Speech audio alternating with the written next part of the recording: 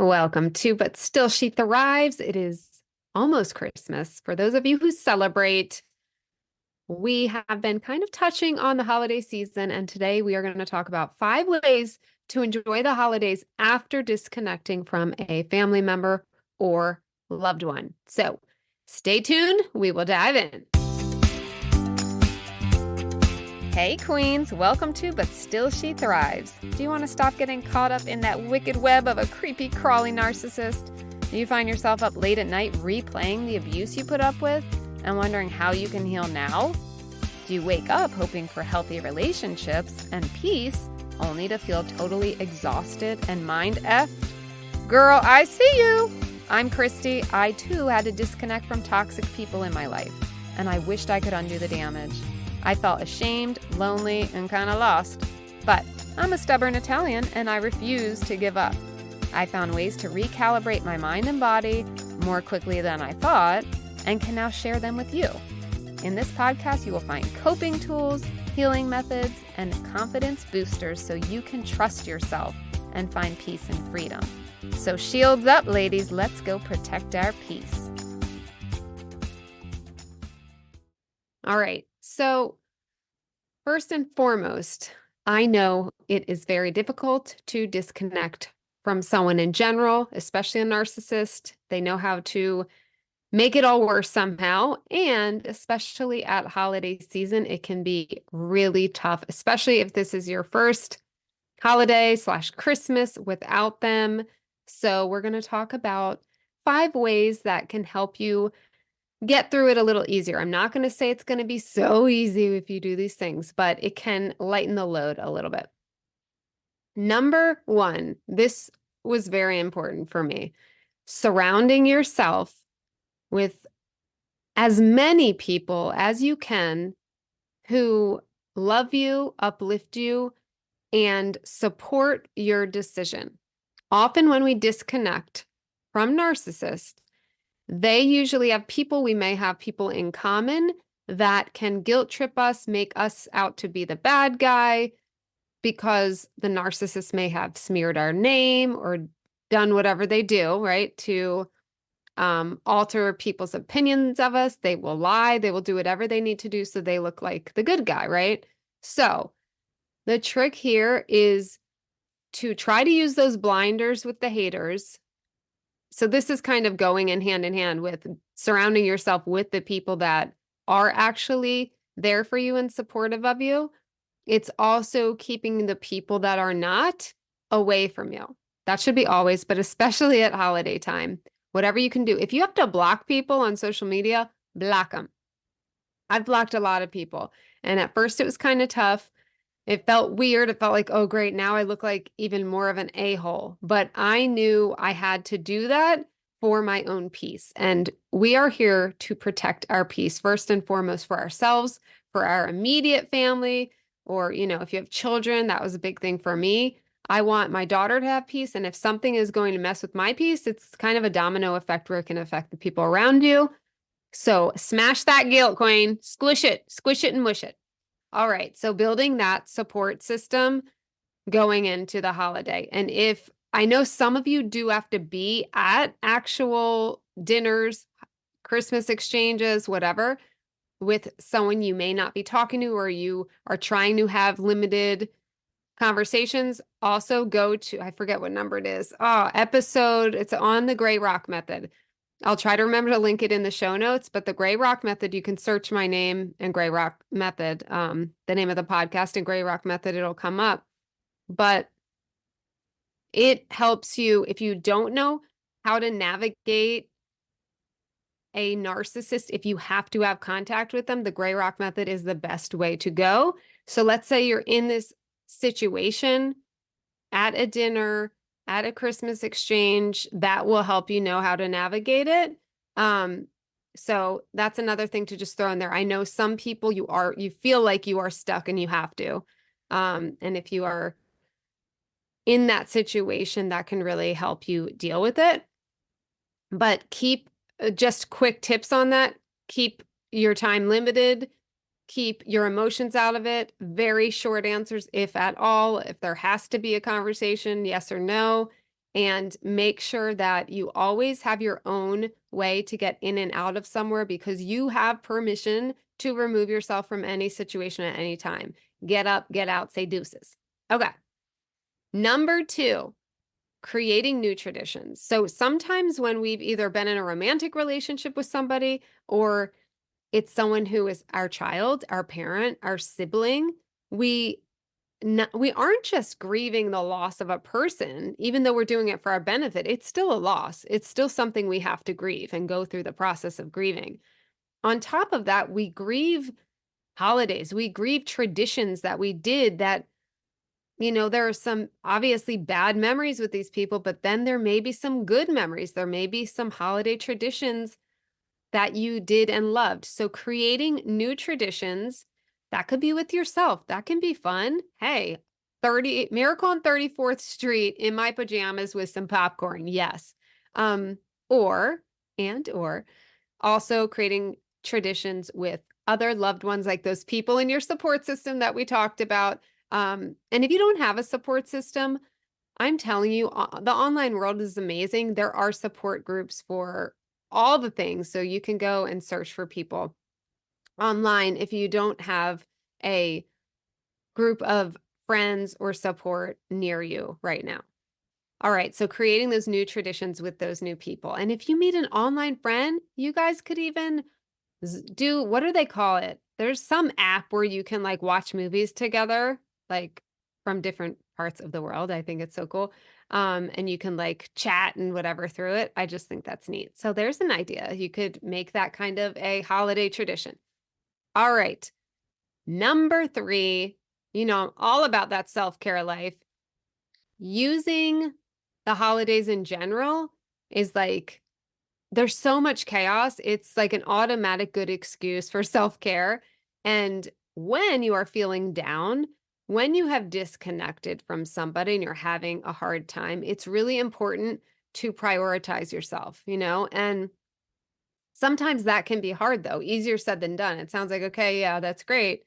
So you do have to get that momentum, do the what is it called? 5-second rule. Mel Robbins, her little trick, the 5-second rule where you count down from five and just like do the thing, just get up. I always do it for the gym. I'll be honest. I'm not like a gym rat. I have to kind of force myself. I love it when I'm there, but it's like getting that momentum. So I use that where I put my shoes right next to my bed. So it's just like a boom, get up, go to the gym. So I go 5, 4, 3, 2, 1, get up, just get up. Like that's it. No matter what, you have to get up. So it can take some training, but there are little tools and you can always, there's so much free information on Google. If you really want to be happy and you aren't that self-motivated, you can definitely get support. We'll go into that at the end here because I love to help supporting people like this. But there is help out there. There's therapists, there's coaches, there's people that can help you. But if you have that self-motivation, do the 5-second rule and look on Google. That was where I was going. I squirreled, my brain went squirrel. But if you go to Google, you can find so many free tools of how to motivate yourself. There's a lot of different ways and methods, all of that. Just like the 5-second rule is one that came to my mind that I use myself. Um, so what does self-care look like? There's so many ways. Obviously, exercise is great. Getting in your body it's just so beneficial to get out of your head and into your body. That is the best way I get out of my own anxieties or worries is going literally like into the body, dancing. If you've been following me well, you know I love to dance. I dance all the time. But reading, taking long walks, practicing any hobby, painting, whatever. Take up a new dang hobby or do a spa day. If you are disconnected, let's say you are feeling lonely, do something nice where you can sit, read with a book, cup of coffee, and then go take a little half day at the spa. You deserve it. You queen. So taking care of yourself during this time period, and especially if you have gone through narcissistic abuse or you have disconnected from someone and you're just struggling, this is a really great way to obviously take care of yourself. It's self-explanatory, self-care. But I understand sometimes it's hard to get that little nudge in your butt. So getting support is very important, as well as looking up ways to help motivate yourself. You got to help yourself to help yourself. Number 4, I put a number 1 up. If you're watching me on video, you see I don't know my numbers today. Number 4 is practicing gratitude. My best friend, well, I don't know why I have a weird accent now. My best friend says this is her. She uses gratitude as a weapon.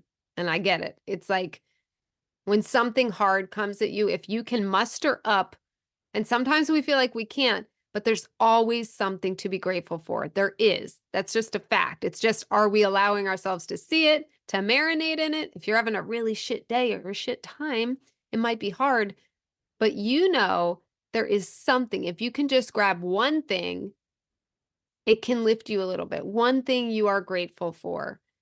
And then challenge yourself to write down. I'm big on pen and paper, y'all. Writing down gratitudes rather than just saying them, I feel in my experience, it's more beneficial. But reflecting on those positive aspects of your life, writing them down, it could be as small as that chocolate covered cherry was epic and made me just burst with joy last night. Okay? I don't know. I don't know what you're eating in your late night hurrahs.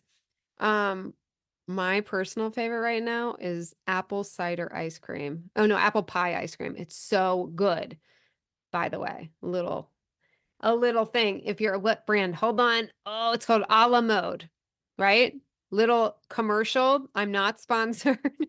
A la mode, please sponsor me and send me all the free ice cream.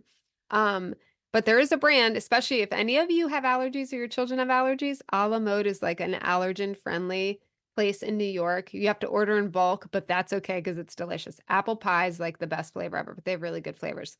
Okay, into our non-fake commercial aspect.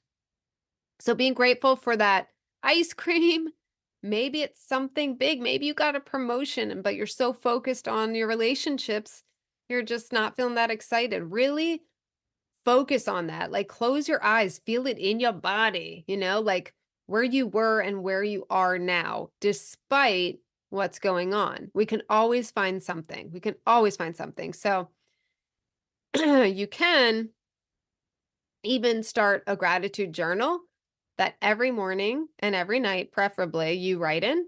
When I started my whole, I don't know, healing journey, that is something I did. Now I should do it every day still, but I don't. I do it here and there when I'm feeling like it. But it is a great way. It's a great weapon, as my friend says. All right, last but definitely not least, I love boundaries, and I am actually giving 10% off of my boundaries course. Yeah, you heard it. Boundaries. It's the B word. My boundaries course, 10% off for you guys. So I will put a link in the podcast notes for the boundary. I'm trying to think if I can do a coupon code. I'm doing a new system for my courses, and I just decided to do this today. So I don't have it set up, but I will figure it out and put a link to it there in the information. But my boundaries course is awesome. And this is so important to establish what your boundaries are, and really like a quick zip. Some people are like, I don't even know what my boundaries are, how to set boundaries. A really quick, this is like the quickest, most surface level thing I can do with this at this moment, but for the podcast sake, I'll try. I do a hell yes, hell no list. It's even in my course. I go into like a lot more detail on it, but the hell yeses in your life and the hell nos, and starting with, let's say, something that's a hell no that you want to make a hell yes. Our goal is to get those hell nos into the hell yes side, right? Like all the things that are not aligning and not working in your life, how can we get those over to the hell yes? So a really quick surface level one to start setting your boundaries, because if you don't set boundaries, you probably have many to do, but take a little sparkle by little sparkle. Okay. So the first thing just write out a few. Don't overwhelm yourself. All right. We got time, bitches. We got time. Write just a couple boundaries, maybe at the most 5 to start. I mean, the hell yes and hell no. right? So what are 5 things that work, 5 things that aren't working? Let's say one thing that's not working is um, your mother's very overbearing and you still feel like a child around her and she tells you what to do and da, da, da. I don't know. I'm just grabbing one with like a one I have heard that's more common than you may think from clients of mine, right? Like their mothers are overly involved in their lives and sometimes they still feel like children. That's a boundary to set, right? So let's say that's a hell no. The way to get it into the hell yes is to start setting boundaries around that, not saying, "Hey, get rid of your mom, cut her out." That is not our goal here with this. I mean, if it's a pattern and gets abusive or whatever, that's a whole other episode. But let's say, it's just a lot of moms, they're used to, you're their kid, but at a certain age, we're like over it. Like, all right, look, I'm a bird, I'm flying, just let me go. So you could set a boundary around that, right? Like it could be either a talk with her or setting, maybe you don't answer the phone every time. Let's say she calls like 5 million times a day, you don't answer the phone, stuff like that. Okay. That is maybe not the best example, but I'm just on a whim here and I don't plan my podcasts, right? I don't plan them out. And that's why when you work with me, we get more time to really think about these things and customize it for you. So I'm just thinking of a random example I thought of that I know at least 3 women that of my clients had issues with their mothers being way too involved in their lives and even their parenting, like over advising on how they were parenting their kids, stuff like that. So, setting boundaries, right? So that's a quick way you can start to set boundaries to just give you a little tool. But my boundaries course, I will give you 10% off. That'll be a limited time. I'm actually raising the price next year. So grab it while it's hot. Yes, it is 10 pre-recorded videos. They're dripped out once every week. So you can, do it at that pace. But you have like a lifetime to watch them. But I think the dripping out once a week is good to keep you like having that momentum. And it comes out and you're like, okay, yes, going to do this week. So it starts with, evaluating what boundaries you need. Then it's establishing the boundaries. It's having the conversations about the boundaries. It's maintaining the boundaries. We even talk, as in me and my 3 personalities. I don't know. Me, myself, and I. I also talk about setting boundaries with yourself, like phone boundaries. This one is one of the favorite parts. It's like that unexpected little cherry on top of the course.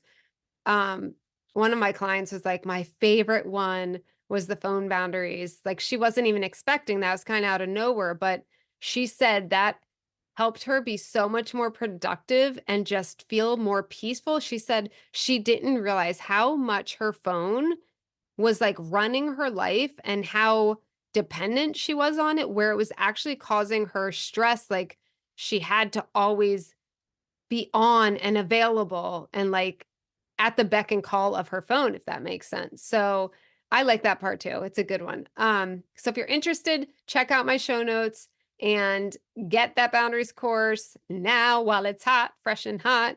Um, and even if you just watch a video or two before Christmas, you could get a little insight before you see your peeps at Christmas time.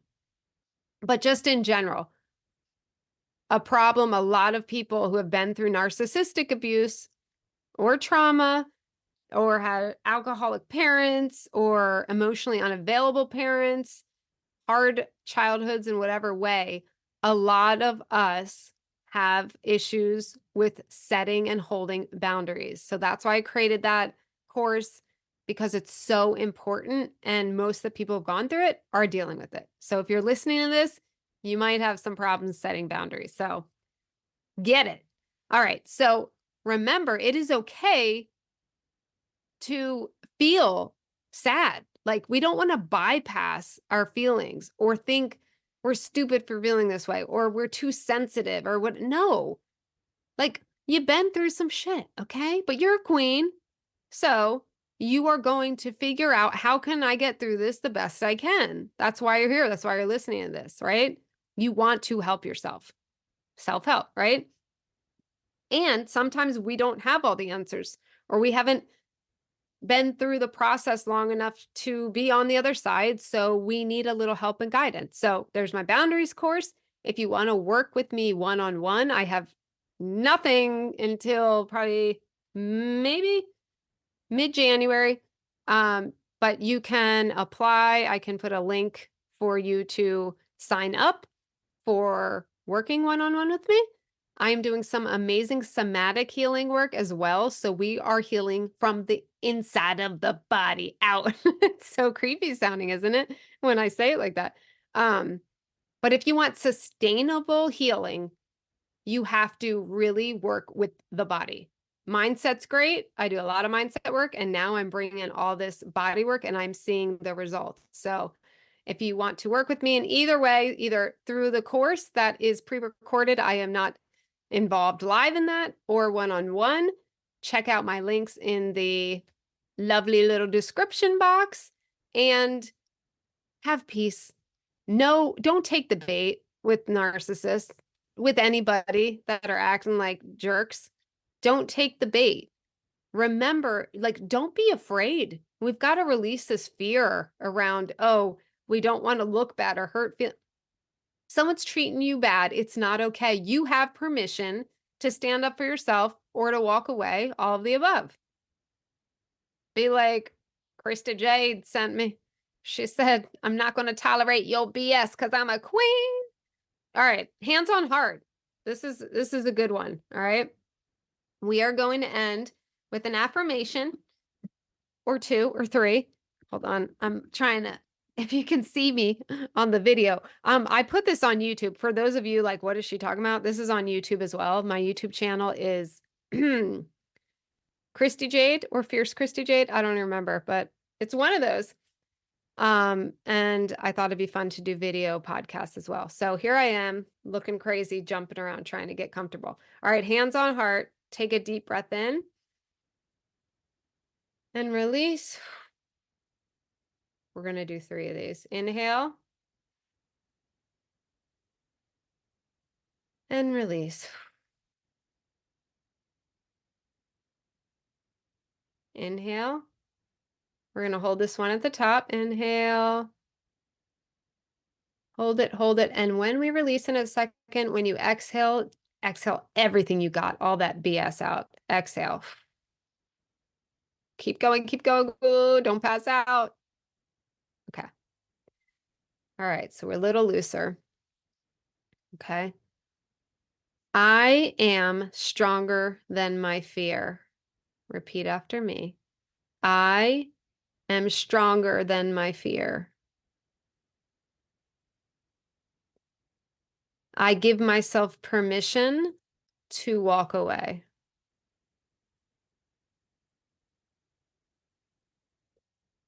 I don't have to tolerate bullshit from anybody. 'Cause I'm a queen. Yay! All right, I know this can be a hard time, but I got your back. I love you. I'm here. I get you. I see you. I'm holding you. I'm giving you a big bear hug. And happy holidays, as happy as they can be if you're going through a hard time. Have a little moment, a little squeezy hug, and don't forget your smooches and your deuces. And I will see you in the next episode of But Still She Thrives.